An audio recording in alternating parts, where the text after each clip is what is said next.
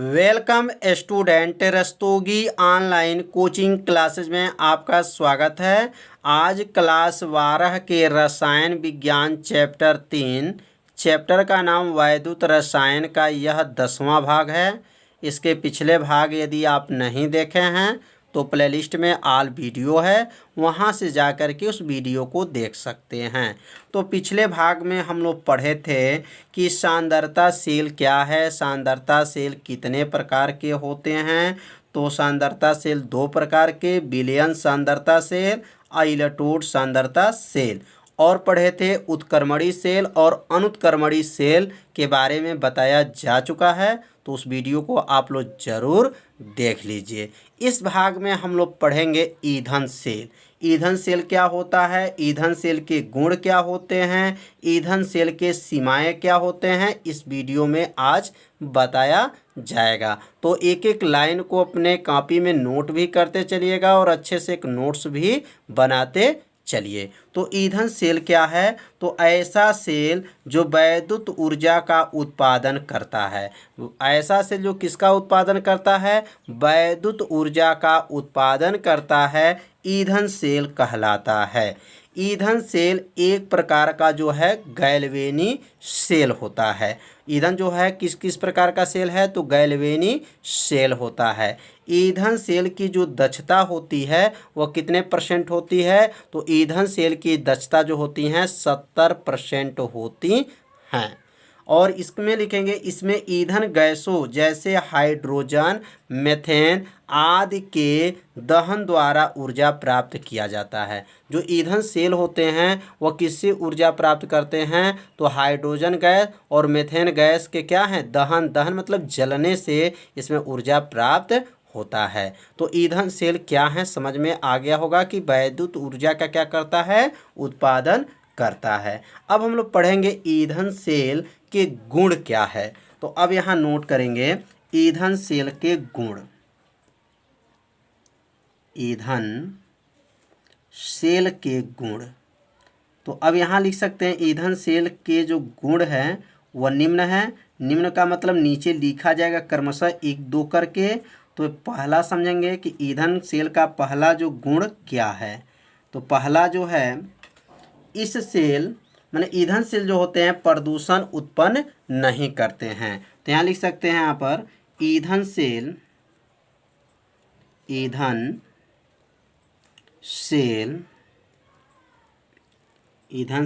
प्रदूषण, ईंधन सेल क्या होते हैं, प्रदूषण नहीं करता है। तो पहला गुण तो समझ में आ गया होगा कि ईंधन जो सेल होते हैं वह प्रदूषण नहीं करता है। अब यहाँ दूसरा गुण को समझेंगे। दूसरा गुण क्या है, तो लिखेंगे ईंधन सेल की जो दक्षता होती है वह अधिक होती है। तो यहाँ लिखेंगे ईंधन सेल की दक्षता, ईंधन सेल की दक्षता अधिक होती हैं। ईंधन सेल की दक्षता क्या होती हैं, अधिक होती हैं।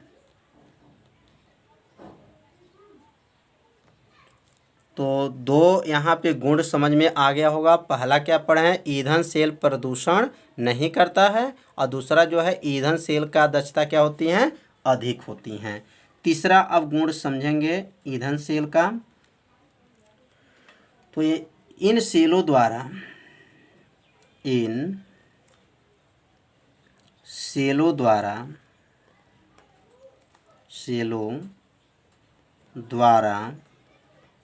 लगातार ऊर्जा प्राप्त की जा सकती है। लगातार क्या, ऊर्जा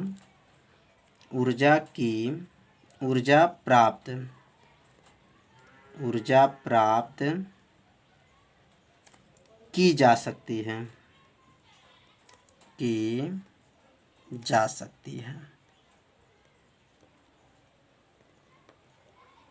तो यह तीन जो है ईंधन सेल के क्या हैं, गुण हैं। तो इसे अपने कॉपी में क्या कीजिए, नोट कर लीजिए। अब हम लोग पढ़ेंगे ईंधन सेल की सीमाएं क्या होती हैं।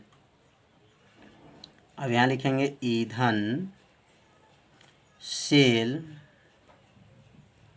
की सीमाएं।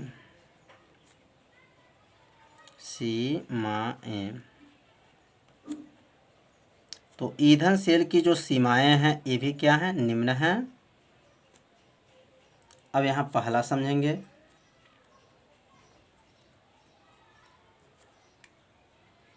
गैसी ईंधनों का, पहला है गैसी ईंधनों को, गैसी ईंधनों को संग्रह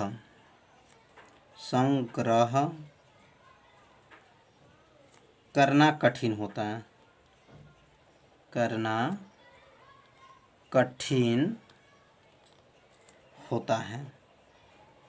तो पहला सीमा क्या है, ईंधन सेल की पहली सीमाएं क्या हैं, जो गैसी ईंधनों का क्या करना, संग्रह करना क्या है, कठिन होता है। तो पहला सीमा समझ में आ गया होगा, जो गैसी ईंधन होते हैं उसको जो संग्रह करना जो होता है क्या होता है, कठिन होता है। अब यहाँ समझेंगे दूसरा इसकी सीमाएं क्या हैं।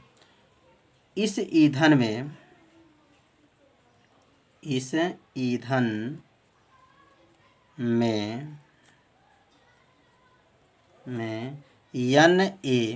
NaOH, इसको कहेंगे सोडियम हाइड्रोक्साइड, प्रयुक्त होता है। तो इस ईंधन में क्या प्रयुक्त होता है, सोडियम हाइड्रोक्साइड। इसे कास्टिक सोडा भी कहा जाता है। कास्टिक सोडा का भी सूत्र यही है, NaOH। अब तीसरा जो है, ईंधन सेलों में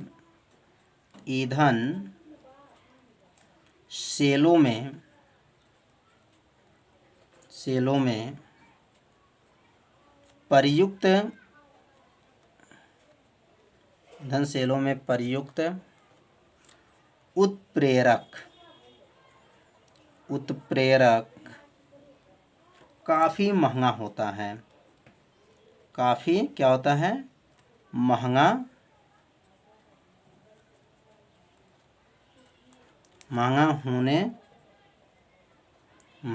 होने के कारण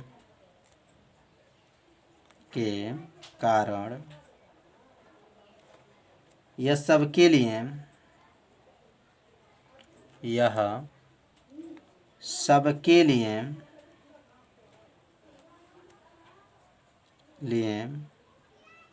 सुलभ नहीं होता है, सुलभ नहीं होता है। तो यह तीन जो है ईंधन सेल की क्या है, सीमाएं हैं। तो तीसरा समझिए, ईंधन सेलों में जो प्रयुक्त उत्प्रेरक क्या होते हैं, आगे चल के वीडियो में बताया जाएगा। माने उत्प्रेरक के बारे में जब अध्ययन ज़्यादा से ज़्यादा किया जाएगा रासायनिक बलगतिकी चैप्टर में, तो यहाँ उत्प्रेरक के बारे में समझेंगे कि जो अभिक्रिया के वेग को बढ़ा देता है और अभिक्रिया के वेग को घटा देता है, उसी को क्या कहते हैं, उत्प्रेरक कहते हैं। तो इसमें जो उत्प्रेरक होते हैं वो क्या होते हैं, काफ़ी क्या होता है, महंगा होने के कारण यह सबके लिए सुलभ नहीं होता है। तो ये ईंधन सेल के तीन सीमाएं थे। इसे अपने कॉपी में क्या कीजिए, नोट कर लीजिए। अब पढ़ेंगे उत्क्रमणीयता के आधार पर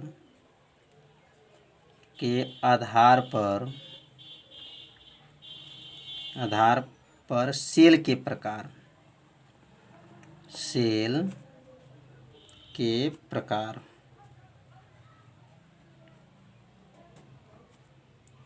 उत्क्रमणीयता के आधार पर सेल कितने प्रकार के होते हैं, तो याद रखिएगा, उत्क्रमणीयता के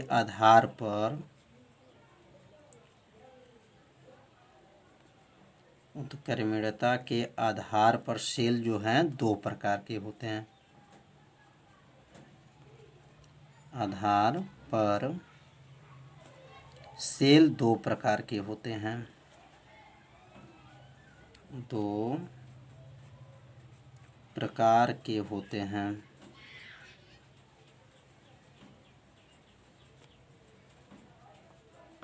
तो उत्क्रमणीयता के आधार पर सेल कितने प्रकार के? 2 प्रकार के होते हैं। अब पहला सेल का क्या नाम है?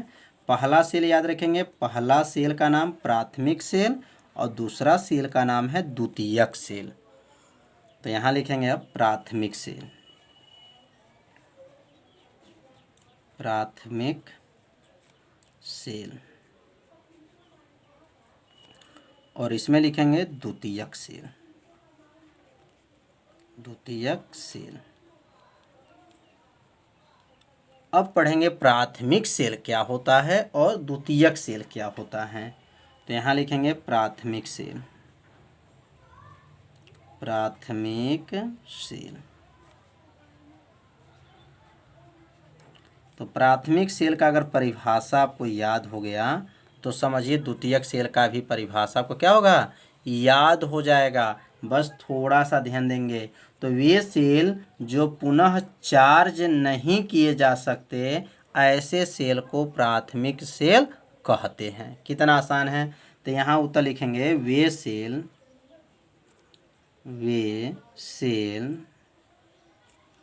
जो पुनः चार्ज नहीं किए जाते हैं, नहीं किए जा सकते हैं, ऐसे सेल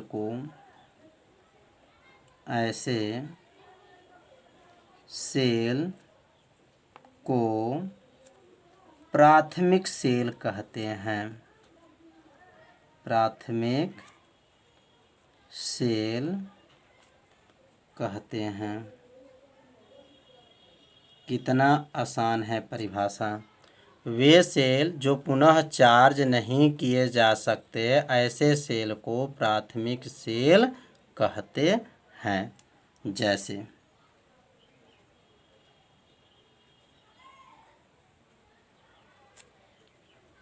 अब यहाँ पहला जो है शुष्क सेल। जैसे कौन कौन सेल हैं? तो शुष्क सेल है, लैक्लासे सेल, लैक्लासे सेल, मरकरी सेल, ये सब सेल क्या हैं? इन्हें पुनः जो है चार्ज नहीं किए जा सकते। तो पहला जो है शुष्क सेल है, लैक्लासे सेल और मरकरी सेल। तो यह प्राथमिक सेल में आते हैं। अब हम सीखेंगे द्वितीयक सेल क्या है। द्वितीयक सेल, तो द्वितीयक सेल का परिभाषा तो समझ गए होंगे क्या होना चाहिए।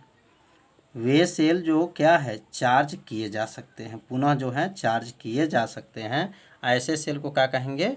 द्वितीयक सेल कहते हैं। तो अब यहाँ पे उत्तर लिखेंगे वे सेल जो पुनः चार्ज किए जा सकते हैं, पुनः चार्ज किए जा सकते हैं, किए जा सकते हैं, ऐसे सेल को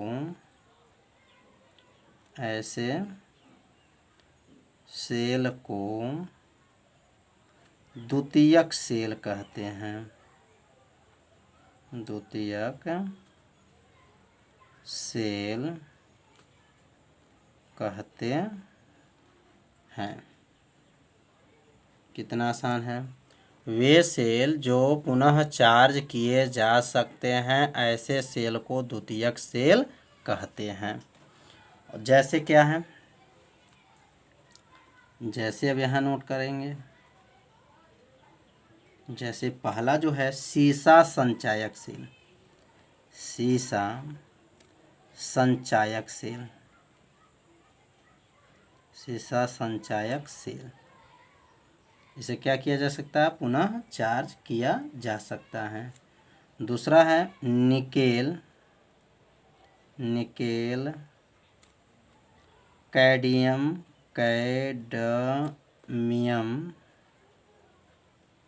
कैडमियम सेल। निकेल जो होता है निकैल, कैडमियम सेल होता है। तो यह सब किस में आते हैं? तो यह द्वितीयक सेल में आते हैं। तो समझ में आ रहा होगा कि उत्क्रमणीयता के आधार पर सेल कितने प्रकार के बताया गया? 2 प्रकार, प्राथमिक सेल और द्वितीयक सेल। तो परिभाषा को अपने कॉपी में क्या कीजिए? नोट करते भी चलिए। अब पढ़ेंगे धारा दक्षता क्या होता है। धारा दक्षता की परिभाषा समझेंगे। धारा दक्षता,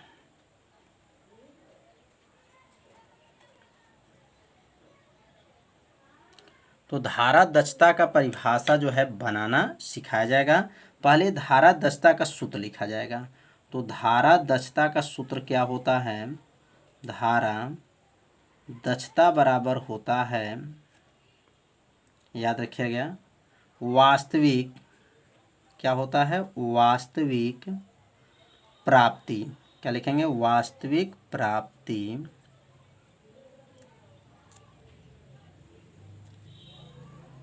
बटा सैद्धांतिक प्राप्ति। अब इसी सूत्र से धारा जो दक्षता का परिभाषा बना सकते हैं। तो इस सूत्र को पहले अपने कॉपी में नोट कर लीजिए। अब इसी सूत्र से हम लोग इसको परिभाषा कैसे बनाएंगे, अब इसके नीचे परिभाषा को लिख सकते हैं। बस थोड़ा सा आपका ध्यान इस वीडियो पर दीजिए, आपको पूरा समझ में आ जाएगा। तो धारा दक्षता क्या है?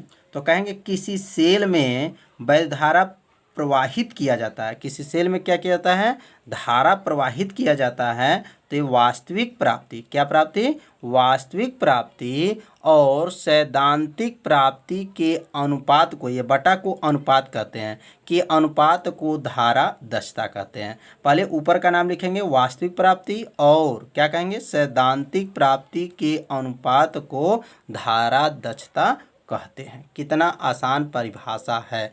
तो बस इसकी परिभाषा जो है, ऊपर का नाम लिखिएगा और नीचे का और अनुपात धारा दक्षता बोल सकते हैं। तो नीचे परिभाषा को लिख सकते हैं, किसी सेल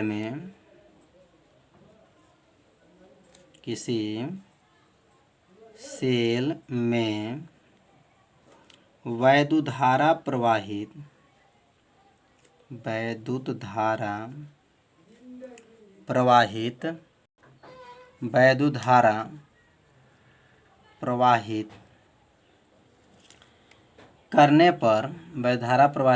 करने पर वास्तविक, ध्यान देंगे,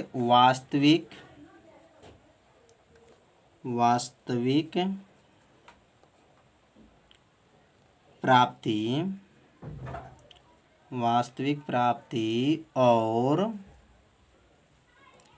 सैद्धांतिक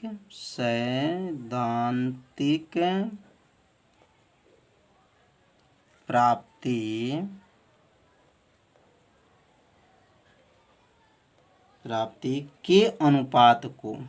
के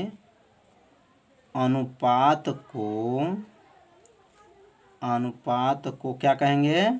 धारा दक्षता कहते हैं। धारा दक्षता कहते हैं। तो कितना आसान है परिभाषा है।